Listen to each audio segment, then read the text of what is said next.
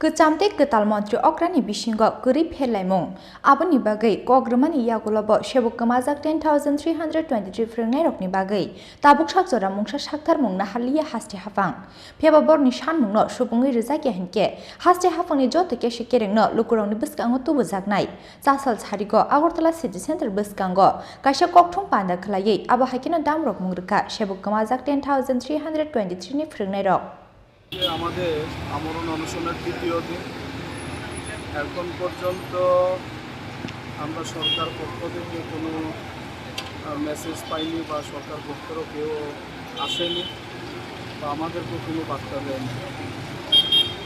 আমরা দেখুন এই আমরণ অনশন আজকে আমরা এই জায়গায় আসতে হলো, এটা আমাদের প্রত্যাশায় ছিল না।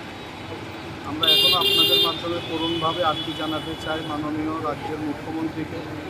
উনি যথেষ্ট সহৃদয়বান ব্যক্তিত্ব।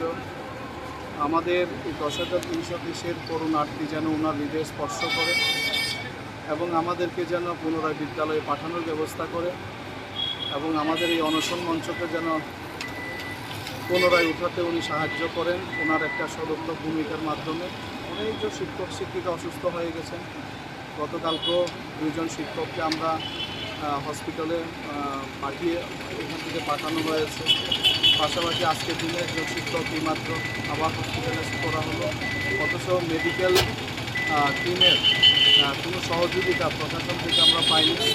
আমরা যদিও বা সিএমও কেউ আমরা সেখানে চিঠি দিয়েছিলাম, কিন্তু ওনারা বলছেন ওনাদের উপর মহল থেকে কোনো বার্তা ওনাদের কাছে নেই। এটা অত্যন্ত দুঃখজনক, এটা আমাদের কাছে অপ্রত্যাশিত।